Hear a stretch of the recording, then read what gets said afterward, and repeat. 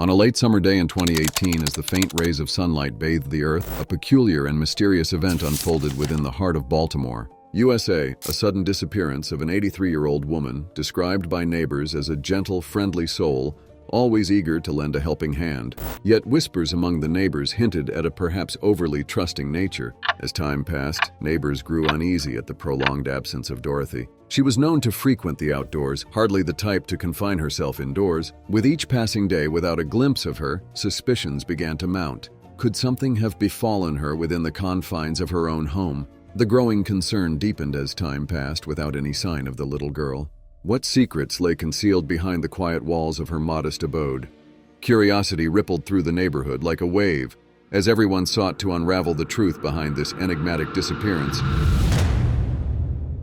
They decided to check on Dorothy. A mixture of anxiousness and curiosity filled them as they approached her door, cautiously opening it. But their sense of unease heightened when they realized the door was locked from the inside. Every attempt to knock and call out her name went unanswered. Desperate, the neighbors promptly dialed emergency services, providing detailed information about Dorothy's unusual circumstances. Without delay, Baltimore police were dispatched to the scene. As they neared the house, their attention was immediately drawn to peculiar traces outside the door. Small dried blood stains on the ground painted a grim and mysterious picture. In addition, Alyssa Bustamante, someone who paid close attention and cared for younger children than herself. Resorting to tools, the police managed to unlock the door, only to be met with a horrifying sight they never anticipated. Dorothy lay on the floor, bare and severely injured, blood covering her body.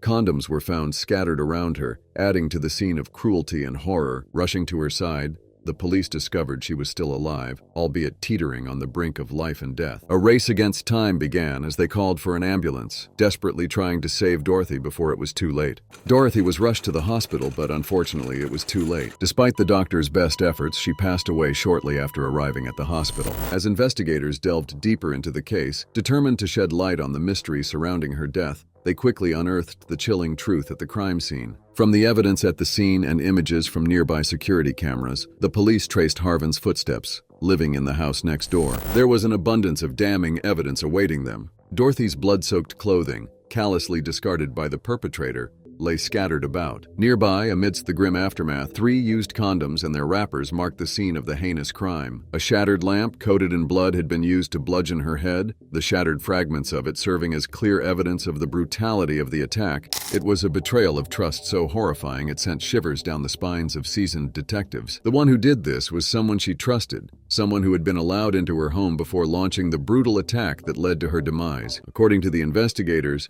there was evidence suggesting the perpetrator was a young individual.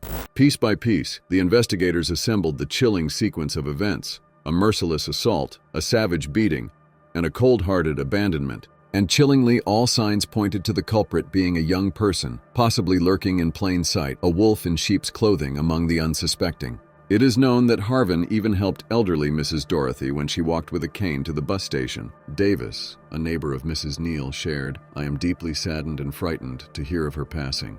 She was truly too pitiful. Tyrone didn't just hit her with the force of a lamp, but also caused multiple fractures to her skull." Despite the police being confident that the evidence against Tyrone was sufficient to charge him with murder, he remained adamant in denying the crime, and his mother couldn't accept the truth either. In a phone call from jail, Tyrone tried to persuade his mother of his innocence, even saying, "Mom, I didn't do it." Speaking of the defendant's family, Harvin's mother consistently asserts that her son is innocent. "I am in great pain, but I know my son would never do such a thing. He wouldn't do it," Harvin's mother said. Facing the media, Tyrone's mother portrayed him as a compassionate young man and questioned why he would inflict harm on an elderly lady. Although Tyrone had a juvenile record, including robbing an elderly woman when he was 13, a brief interview conducted after his arrest revealed his mother's tears. The police described it as a heartbreaking story for both sides, and that night, the suspect's mother spoke out. She, in anguish, was a mother of a 14-year-old boy accused of a brutal crime. T.J. Smith, spokesperson for the Baltimore City Police Department, stated, "Suspect Harvin is charged with numerous offenses and will be tried as an adult for the crimes the young man has committed.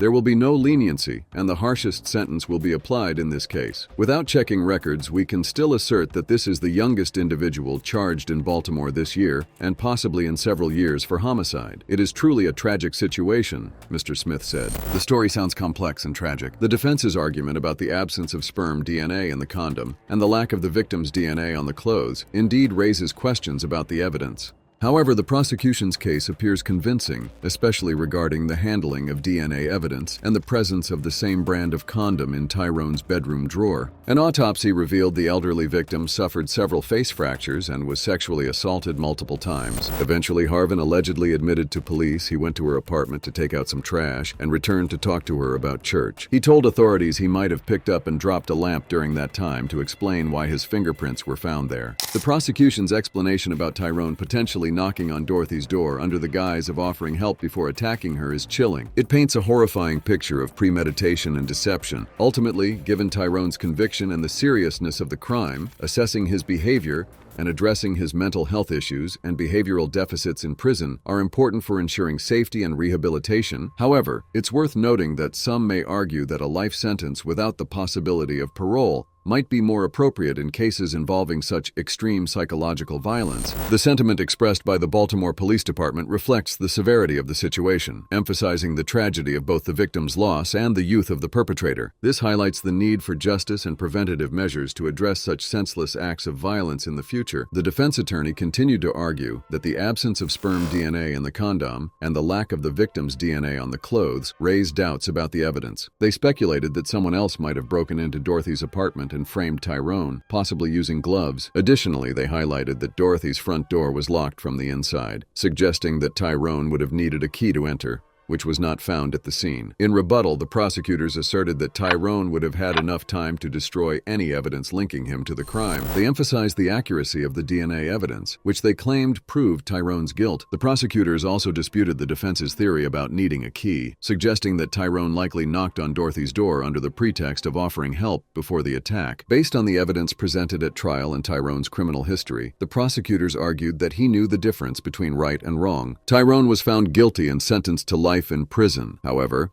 the judge retained the power to modify his sentence and would monitor his behavior in prison. Tyrone's defense sought placement in a special prison facility to address his mental health issues and behavioral deficits. The brutality of Dorothy's murder, especially considering Tyrone's young age, was described as horrific by the Baltimore Police Department, highlighting the tragic loss of 2 lives in the case.